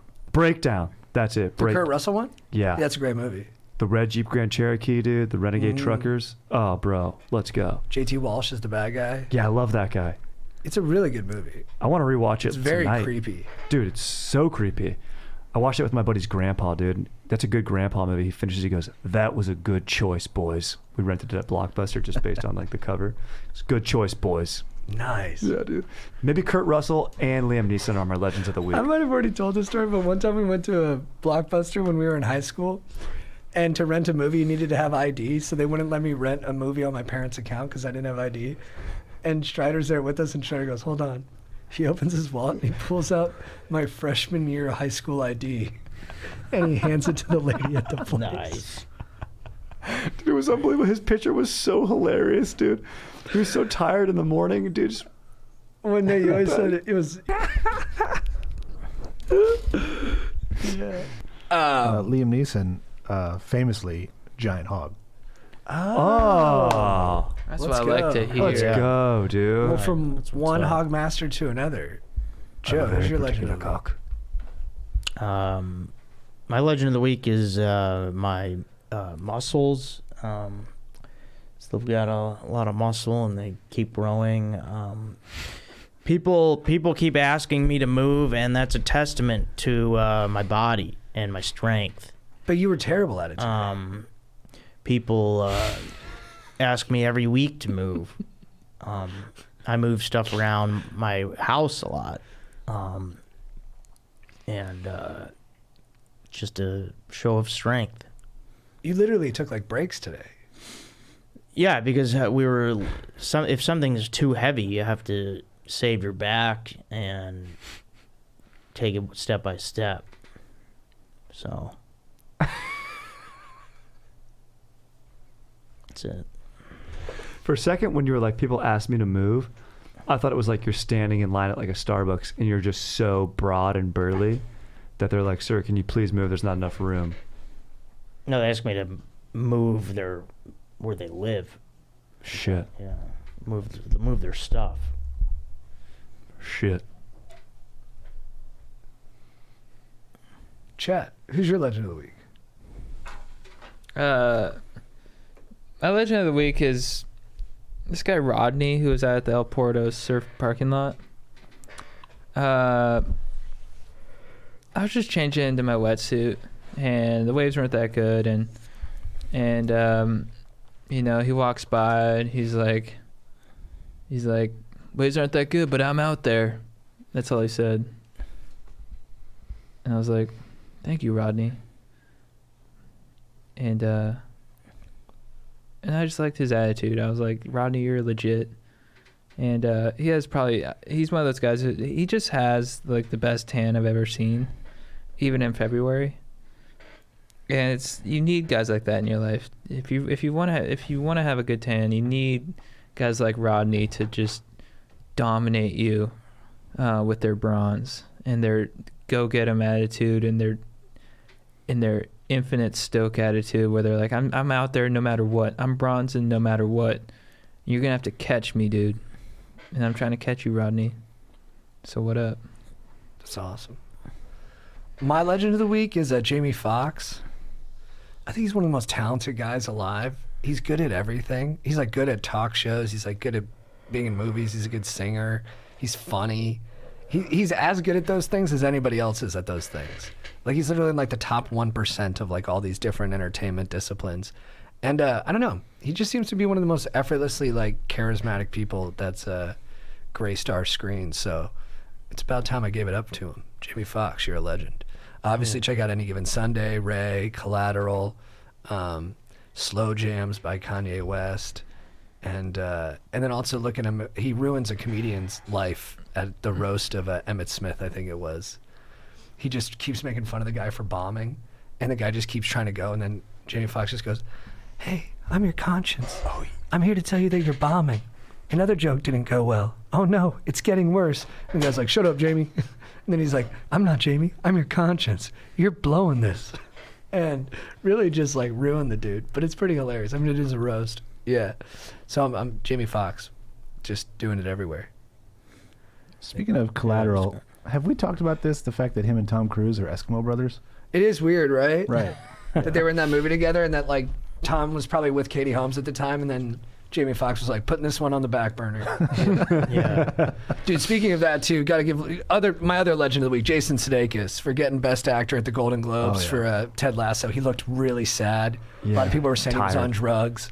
He probably was on drugs. He's sad. You know, Olivia Wilde just ripped his heart out, but hang in there, Jason. You got this, brother. Great show. Yeah. Great joyous. So good. Yeah, well deserved too. The show's amazing. Yeah. Strider, what's your quote of the week? I have a very particular set of skills. What's the rest of the line? It's got to be Neeson. Good luck. Listen to me I now. will find you. Is it right? I Yeah. will find you and I will kill you. Yes. Liam Neeson. Basically anything that Liam Neeson talks and says.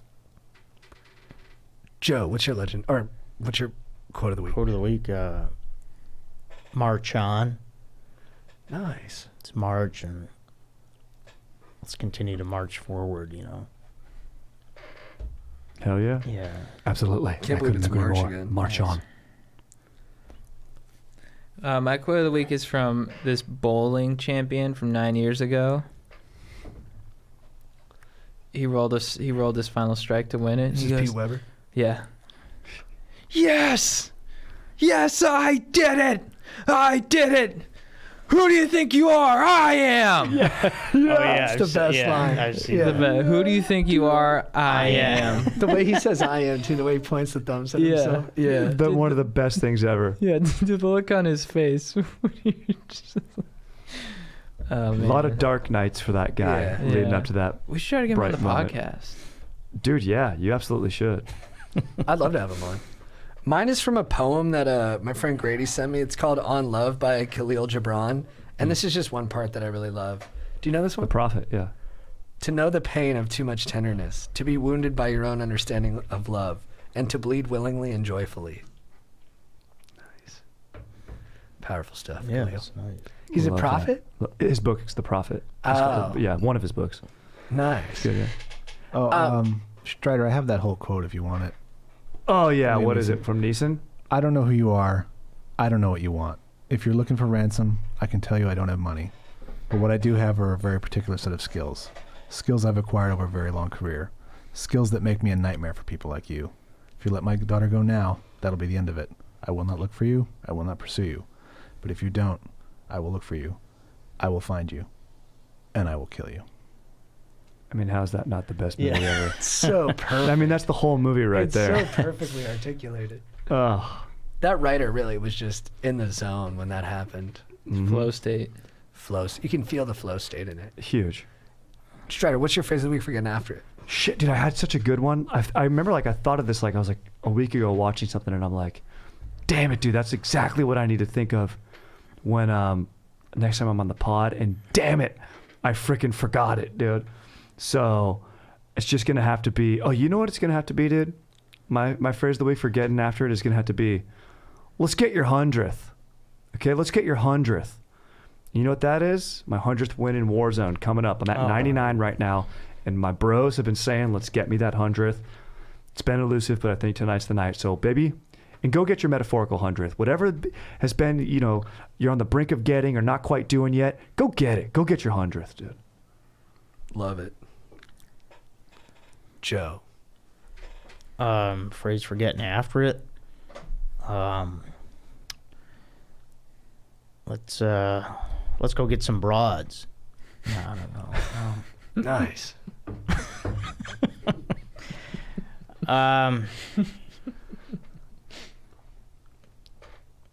Yeah, I'll go with that. Why not? Love it. It's Women's History Month, so love you, ladies, and you know, would love to talk to you sometime. Nice. That's good. Chat, what's your phrase of the week for getting after it? Guys, I saw Joe's dick. What? Nice. Lucky. Yeah, that's a Stoke-inducing phrase.